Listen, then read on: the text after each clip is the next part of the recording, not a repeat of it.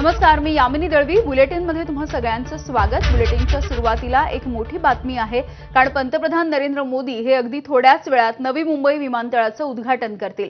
मोदींचं विमान हे सध्या नवी मुंबई विमानतळावरती पोहोचलेलं आहे आणि मोदी सर्वात आधी टर्मिनल इमारत आणि एकूण प्रकल्पाची माहिती जाणून घेत आहेत आणि यानंतर नवी मुंबई विमानतळाचं उद्घाटन त्यांच्या हस्ते होणार आहे. यानंतर विमानसेवा सुरू होण्यासाठी नागरिकांना 2 महिन्यांची प्रतीक्षा करावी लागेल.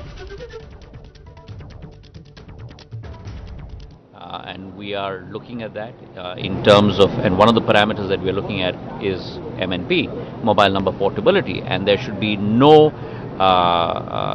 hindrance or no inconvenience to any of our 1.2 billion customers who want to port from one service to the other. But do you believe the industry needs another round of tariff hikes? That's not for me to decide. That is for industry to decide. It is a Narendra Modi ने आज इसके पहले चरण का उद्घाटन KIA है। ये तस्वीरें आप नवी मुंबई से देख रहे हैं, तो बेहद महत्वपूर्ण ये तस्वीरें। और जब इंफ्रास्ट्रक्चर डेवलपमेंट की बात करते हैं हम, और खासतौर पर एयरपोर्ट डेवलपमेंट की बात करते हैं, उसमें निश्चित तौर पर मुंबई का ये दूसरा इंटरनेशनल एयरपोर्ट एक मील का पत्थर साबित होने जा रहा है।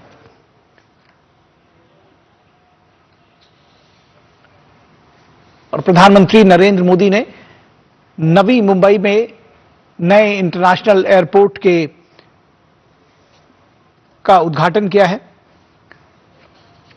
और इसके पहले फेज का उद्घाटन किया है प्रधानमंत्री ने। यह मुंबई का दूसरा इंटरनेशनल एयरपोर्ट है, जिसे लोक नेते dB Patil Navi Mumbai international airport के नाम से जाना जा रहा है।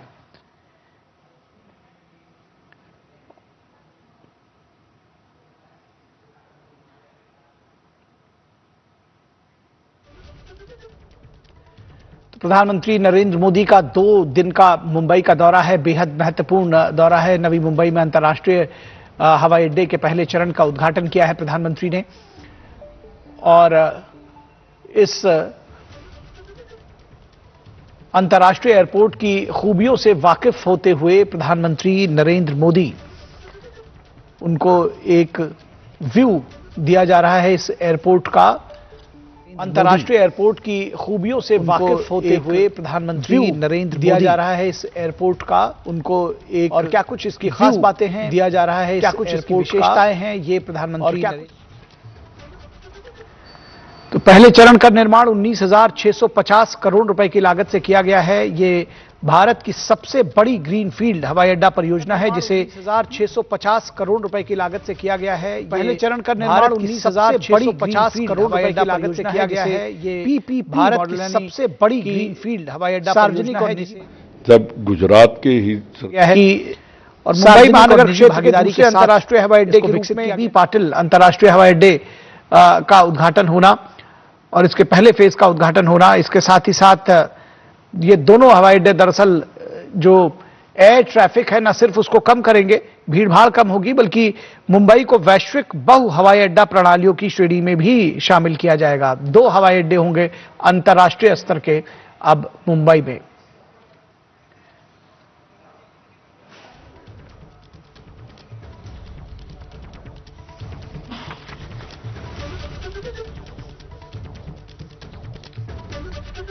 प्रधानमंत्री नरेंद्र मोदी ने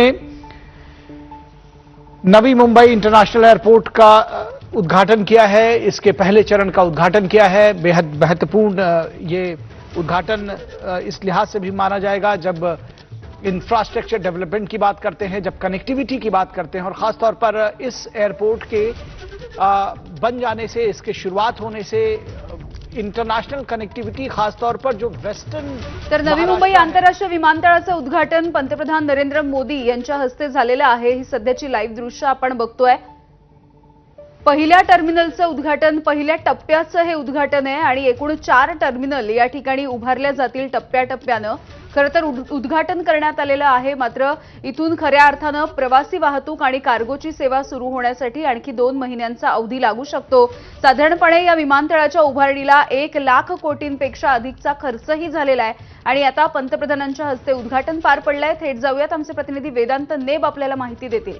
वेदांत, यावेळी नक्कीच आपण बघतोय उद्घाटन झालेलं आहे. पंतप्रधान नरेंद्र मोदी यांच्या हस्ते उद्घाटन झालंय. सोबत आपण बघतोय मुख्यमंत्री देवेंद्र फडणवीस, दोन्ही उपमुख्यमंत्री, राज्यपाल आणि आधी सगळी माहिती पंतप्रधानांनी समजून घेतली की इथे जे स्पेसिफिकेशन्स आहेत, शिवाय जी काही टेक्नॉलॉजीचा वापर इथे करण्यात आलेला आहे हे सगळं समजून घेतलं. शिवाय जो काही प्लॅन आहे, कारण आता टप्पा 1 मध्ये फक्त टर्मिनल 1 आणि रनवे 1चं काम पूर्ण झालेलं आहे, त्याचं उद्घाटन आज पंतप्रधान यांनी केलं. मात्र पुढची जी कामं आहेत किंवा मग पुढचा जो टप्पा आहे त्यामध्ये कशा प्रकारे काम होणार आहे त्याची सुद्धा माहिती घेतल्याचं आपल्याला पाहायला मिळते. आणि त्याच्यानंतर हे उद्घाटन करण्यात आलं, ज्याची प्रतीक्षा नवी मुंबईकरांना होती. आणि आंतरराष्ट्रीय दर्जाचं दुसरं विमानतळ, नवी मुंबई आंतरराष्ट्रीय विमानतळ, हे याचं उद्घाटन झालेलं आहे. जरी आपण बघतो प्रवाशांच्या सेवेसाठी किंवा मग ऑपरेशन्स हे डिसेंबरमध्ये सुरू होणार असले तरी आज उद्घाटन झाल्यानंतर खऱ्या अर्थानं जी काही 25 वर्षाची प्रतीक्षा होती ती संपलेली आपल्याला पाहायला मिळते. नरेंद्र मोदी पूर्ण विमानतळ पाहतात. त्यानं ज्या प्रकारे नवी मुंबई विमानतळावर पंतप्रधान उतरले त्यानंतर त्यांनी सगळी माहिती घेतली. तो सगळा जो प्लॅन आहे तो समजून घेतला, कारण 4 टर्मिनल इथे होणार आहेत आणि त्यामधल्या पहिल्या टर्मिनलचं हे काम झालेलं आहे. आणि साधारणपणे याला म्हणजे रनवे 1चं काम, त्यासोबत टर्मिनल 1चं काम पूर्ण होण्यासाठी 7 वर्ष लागले. आणि पुढच्या टप्प्यामध्ये 4 टर्मिनल आणि दुसरा रनवे हा सुद्धा कार्यरत होणार आहे. आणि या सगळ्याची माहिती घेऊन पंतप्रधान नरेंद्र मोदी यांनी या नवी मुंबई विमानतळाचं उद्घाटन केल्याचं आपल्याला पाहायला मिळतंय. अगदी वेदांत, इथून पुढचे कार्यक्रम नेमके कसे असतील? आज मोदींची सभा देखील होणार आहे अशी माहिती मिळते.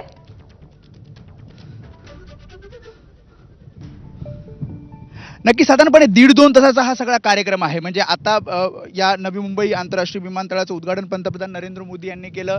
त्यानंतर मेट्रोचं उद्घाटन केलं जाणार, कारण मेट्रो 3चा शेवटचा टप्पा हा बाकी होता आणि त्याचं काम सुद्धा पूर्ण झालं. त्यामुळे विकास कामांमध्ये मेट्रो 3चा जो ॲक्वा लाईन जी आहे त्याचा शेवटचा टप्पा, मग वरळीपासून ते कपपरेडपर्यंत हा जो प्रवास आहे तो मुंबईकरांना करता येणार आहे.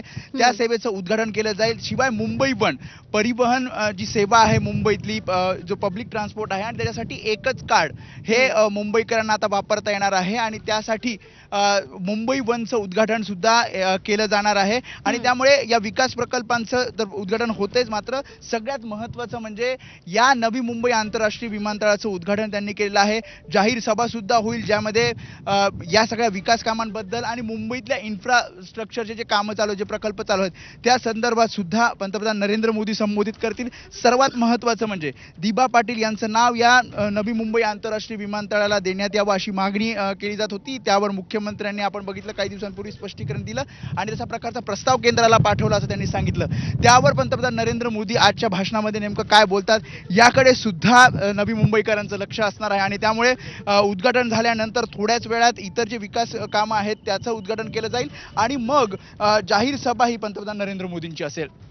अगदी वेदांत, खरं तर हे जे विमानतळ आहे ते अदानी समूह आणि त्यासोबतच सिडको म्हणजे सरकारचं जे भूविकास प्राधिकरण आहे या दोघांनी मिळून हे उभारलेलं आहे. यामध्ये आपण जर बघितलं तर अदानी समूहाचा 74% आणि सिडकोचा 26% असा हिस्सा होता.